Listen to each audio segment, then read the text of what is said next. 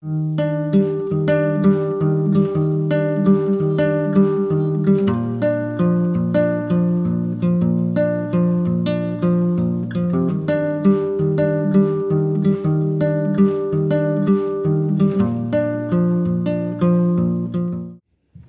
Márquez, ya sabéis que es una tradición que nos presente la primera ponencia, siempre la presentación de los datos del REMER, saber cómo estamos en aquello en lo que invertimos más recursos económicos, que es en el registro de enfermos renales.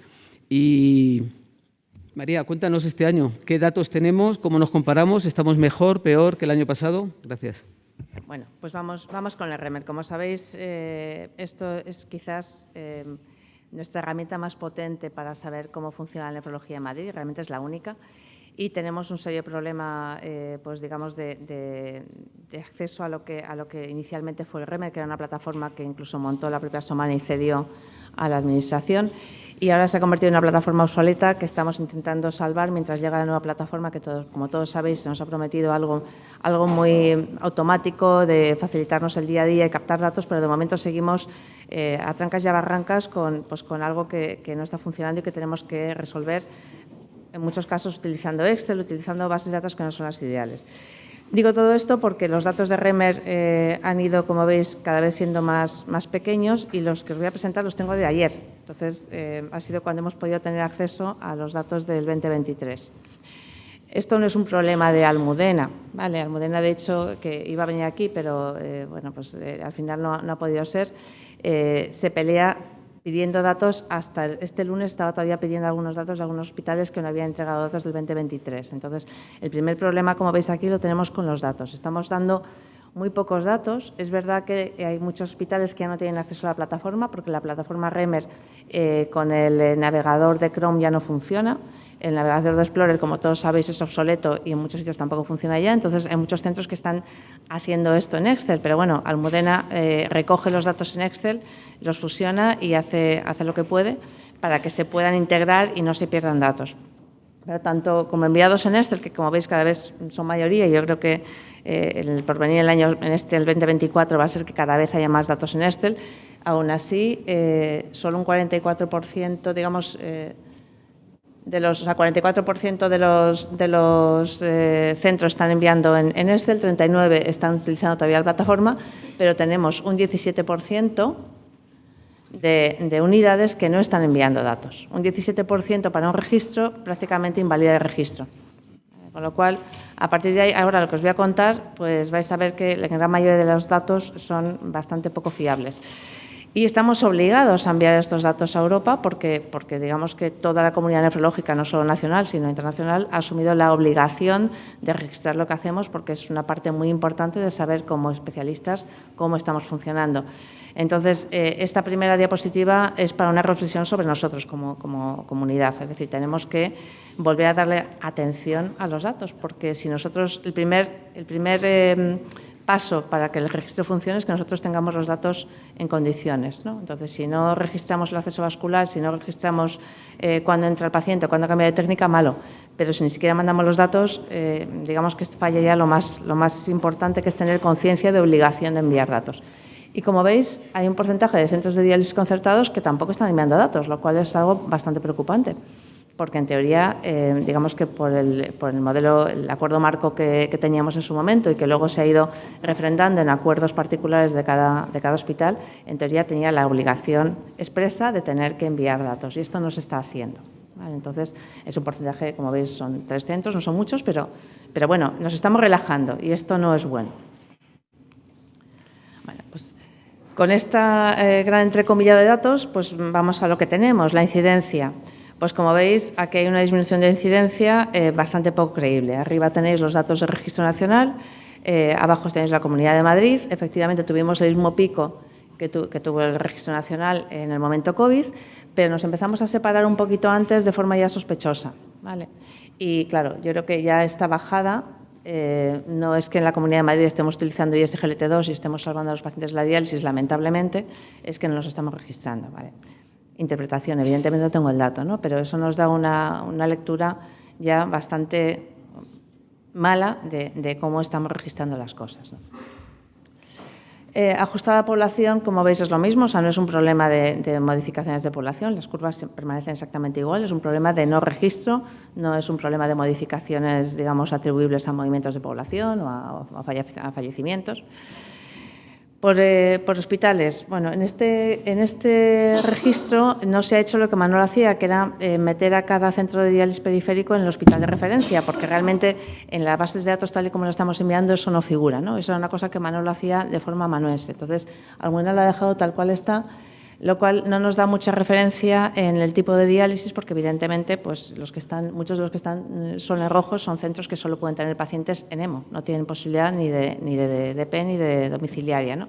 Entonces, bueno, pues como veis, se mantienen un poco las tendencias de proporción peritoneal, diálisis peritoneal, hemodiálisis en los hospitales, digamos, los sitios donde se puede elegir técnica, y el resto obedece casi todo a sitios donde solo hay una opción de hemodiálisis porque son centros concertados. Etiología. Pues es otro tema en el cual tenemos que hacer una reflexión importante. Donde pone desconocido no es etiología desconocida, es que no figura ese dato en la base.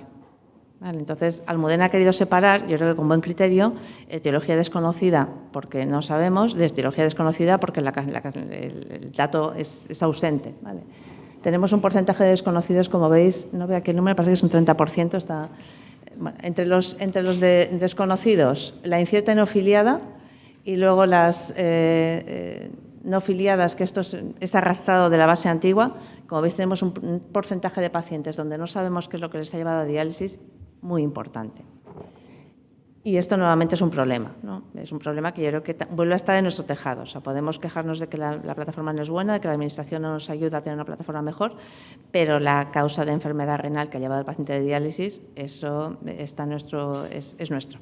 No nos lo puede apañar ninguna plataforma de captura automática de datos. Entonces, nuevamente hay que revisar esto. Cosas curiosas en cuanto a las evoluciones de los grupos de edad. Aquí sí que yo creo que no hay mucha sorpresa. Es verdad que hay algunos centros que no dan datos actualizados, pero se mantiene el crecimiento de la edad media de los pacientes incidentes bastante parecido al registro nacional. Yo creo que en esto no hay mucha sorpresa. Y el porcentaje 7-3, varones, mujeres, que también es bastante parecido al registro nacional y al registro europeo. Ahí no hay grandes cosas que comentar. Prevalencia. Bueno, aquí la verdad es que los datos son un poco más fiables porque realmente se ha ido arrastrando lo que ya estaba metido otros años. Pero curiosamente cuando vemos algunos datos, por ejemplo los de mortalidad, nos damos cuenta de que esta prevalencia probablemente tampoco sean datos actualizados. Es decir, hay pacientes que se han quedado ahí, que no se han dado de baja o que no se han incluido en los últimos años, ¿no? El número global sale bien, pero si fuéramos a analizar es un número, digamos, que utiliza la estimación de años previos, no un ajuste a los datos actuales. Como veis, nuevamente, por ajuste de población tampoco hay grandes diferencias, es decir, no es un problema del dato, no de la población.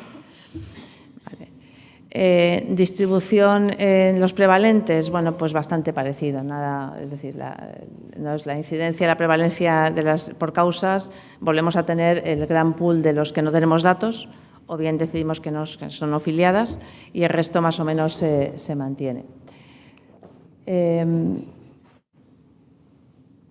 Perdón un minuto. Bueno, si no lo comentamos luego, había una diapositiva de modificación de prevalencias por años, ahora lo vemos. Prevalencia de edad. Como veis, de repente hay centros que tienen un porcentaje de pacientes de 35 años o más muy llamativo.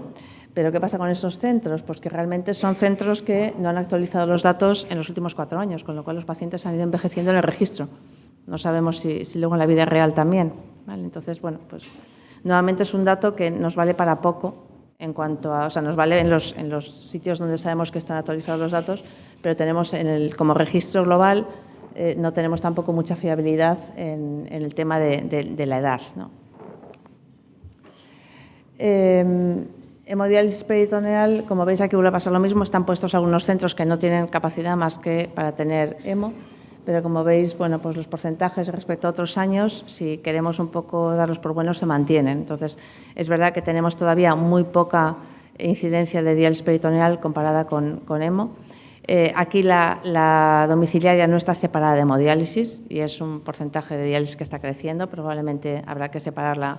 Pediré que me den los datos para un poco completar esto, ¿no?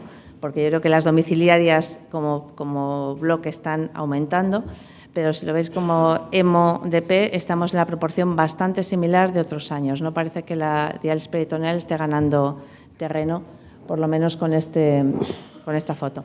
Y sí, el trasplante, bueno, pues el trasplante en los prevalentes va ganando terreno y el trasplante yo creo que es los pocos datos que tenemos fiables realmente son los del trasplante, porque esos, digamos que se meten desde otra entrada, que son las coordinaciones, y esas están bastante más, digamos, están bastante más obligadas a mantener los datos fiables y yo creo que ahí no nos estamos dejando pacientes sin contar. Vale, trasplante. Bueno, como veis, estos son los números de trasplante realizados en la Comunidad de Madrid. Estamos más o menos en una situación no crecemos, pero parece que tampoco hemos disminuido en el último año, lo cual, bueno, pues yo creo que nos congratula porque en algún momento parecía que estábamos disminuyendo la actividad. Como veis, por centros, pues bastantes diferencias. El 12 de octubre sigue siendo el tope de trasplante.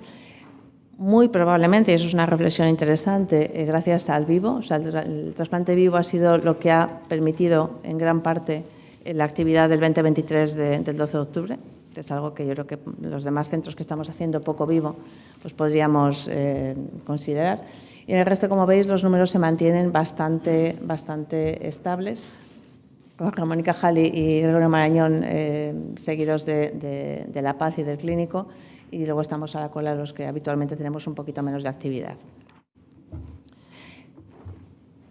Número de trasplantes por centro. En cuanto a preferentes, el PATI, ¿vale? Como veis, pues efectivamente hay centros donde tienen mucho hiperinmunizado en la lista de espera y esto, pues efectivamente, impacta en el número de trasplantes que hace procedentes de las listas de PATI. Y otros donde hay menos digamos, pacientes antiguos en lista de espera, como es la Fundación, con lo cual apenas tiene PATI.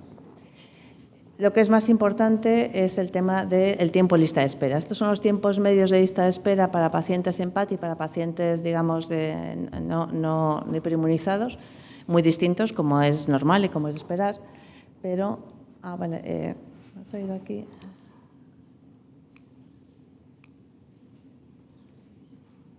Vale, esta es la distribución por edades de los receptores y de los órganos. Como veis, nuestros receptores, como podemos imaginar, pues son bastante mayores, cada vez son más mayores, pero nuestros donantes cadáveres pues la acompañan también. Entonces, es verdad que nos quejamos mucho de que cada vez se nos ofrecen órganos menores, pero como órganos peores, quiero decir, de pacientes de más años y demás, pero cuando veis la distribución de órganos, realmente la sensación es un poquito distinta. Es decir, sí, tenemos órganos de gente muy mayor, pero luego acompaña bastante la distribución de órganos a la distribución de pacientes que tenemos en lista de espera. Luego, probablemente es más la percepción del malo que la percepción real de lo que nos están ofreciendo. En el donante vivo, como veis, es completamente distinta la foto porque digamos que son números mucho más pequeños y probablemente esto no tenga tanto interés de análisis. Eficacia de la Comunidad de Madrid en cuanto a obtener órganos. Bueno, pues parece que sabéis que hubo una crisis en la ORCT el año pasado porque se estaban despreciando, no se estaban utilizando muchos órganos que se estaban sacando, con criterios de que no teníamos receptores adecuados. Y yo creo que un poco la ORCT empezó un poco a concienciar centro por centro a todas las unidades y eso yo creo que ha conseguido que en el 2023 de los riñones extraídos en la Comunidad de Madrid se haya aumentado el número de riñones que se han trasplantado, ¿no? Lo cual yo creo que es un resultado bueno y que nos podemos congratular. Había una diapositiva de la lista de espera, pero no sé qué ha pasado que en las que retocamos se ha desaparecido. Pero en la lista de espera de trasplante, efectivamente, tenemos un problema importante porque los datos son muy poco homogéneos. Y bueno, yo creo que esto ya lo hemos ido comentando en las reuniones que hemos tenido con la ORCT. Hay centros donde la lista de espera es de más de 2 años y hay centros donde la lista de espera no llega a 3 meses, incluyendo todos los grupos, ¿no? Entonces, yo creo que esto es algo que conocemos, que la ORCT está trabajando en ello y que, bueno, pues yo creo que en este próximo 2024, de alguna manera, se va a intentar dar solución con una lista de espera un poco más global o compartida para pacientes que lleven mucho tiempo. Bueno, pues a modo de conclusión de este mini REMER, que un año más es lo que podemos presentar, sí, tenemos muchos motivos para quejarnos de la Administración, pero insisto que la primera reflexión obligada es nuestra actitud frente al registro. O sea, esto es algo que tenemos que intentar volver a, primero, motivar a la gente, y si la motivación no funciona, hay que volver a recordar que esto es una obligación de todas las unidades que tienen pacientes en diálisis y trasplantados, y es algo que hay que hacer de forma adecuada. O sea, igual que tenemos otras obligaciones, digamos que no atender al registro entra casi en la negligencia profesional. Entonces, estamos obligados a hacerlo. La siguiente reflexión es el esfuerzo diagnóstico. No sé si es que el diagnóstico no se llega a hacer o es que el diagnóstico se va perdiendo por el camino, como decía Manolo, y el paciente, la primera vez que se mete en el registro, tiene un diagnóstico un poco, el primer dato tiene un diagnóstico más cercano a la realidad, y a medida que van pasando los años, el que rellena los datos no se pone a rebuscar qué era este paciente y pone una filiada y se queda tan pancho. Puede que sea eso, pero es un dato muy importante para saber cómo está evolucionando la enfermedad renal en nuestro medio, con lo cual hay que hacer un esfuerzo diagnóstico importante. Y esta tarde en la Asamblea volveremos a contaros un proyecto que queremos llevar a cabo. Bueno, la doctora Patricia Sequera lo propuso y Somane nos pareció perfecto, porque yo creo que podemos perfectamente lanzar una propuesta de revisión de los diagnósticos en nuestros pacientes, simplemente revisando historias clínicas y viendo si no podemos definir un poquito mejor los diagnósticos con criterios clínicos. A lo mejor no hace falta la genética o lo hace falta, pero solo en un pool determinado de pacientes, no en todos, ¿no? Y luego la inequidad de lista de espera en trasplante es quizás el dato más creíble y más importante que tenemos a resolver, porque todos los demás de incidencia, prevalencia y demás, como veis, los tenemos que poner muy entre comillas por la mala calidad del dato. Pero el tema de la inequidad de lista de espera es un problema importante que desde Somane pues intentamos un poco ayudar a la ORCT por lo menos en la fase de diálogo con los centros, y esperamos que en el próximo año se pueda hacer cambios, digamos, ya un poco más visibles en esto. Y por mi parte, nada más. No sé si tenéis alguna pregunta, algún comentario. Sí, vamos a hacer un turno muy corto de preguntas porque ya nos pasamos de tiempo. Son las 9:32. Dos preguntas. Espera, Milagros, sí. No entiendo, cuando dices inequidad, ¿quieres decir acceso al trasplante? ¿Te estabas refiriendo a inequidad en la lista de espera en ese punto? A tiempo lista de espera. Bueno, es que yo ahí creo que tenemos que matizar e ir con prudencia, en el sentido que cada vez que desde la ORCT se ha intentado, no se ha hecho distribución de lista de espera nunca entre distintos centros, que eso se lleva proponiendo desde las primeras reuniones. Lo único que se ha hecho es redistribuir la asignación de órganos, pero aquí hay un punto clave, que siempre lo estamos diciendo. No hay suficientes órganos, se distribuyan en un centro o en otro. Es decir, si se disminuyen los tiempos de lista de espera en algún centro, como ocurrió hace 2 años con el 12 de octubre, que eran los que tenían más, ha sido a costa de aumentar al resto de los centros. Entonces, yo creo que el esfuerzo que hay que hacer es aumentar la tasa de donación, porque somos la última comunidad en cuanto a tasa de donación con respecto al país. Yo creo que ahí es el punto, María, cuando Sin duda, las reuniones... Es una cadena compleja que depende... O sea, un punto es ese, y el otro punto importante es el acceso al trasplante, porque ahí también hay una inequidad importante. Totalmente de acuerdo. No se está haciendo la misma indicación en unos centros que otros. Totalmente de acuerdo. En el foro de debate vamos a tener un aspecto donde vamos a tocar el tema de la donación. Y luego está la Asamblea, yo creo que es un foro para, bueno, pues para empezar a hablar de este tema, igual no tanto en el registro. ¿Había una pregunta más?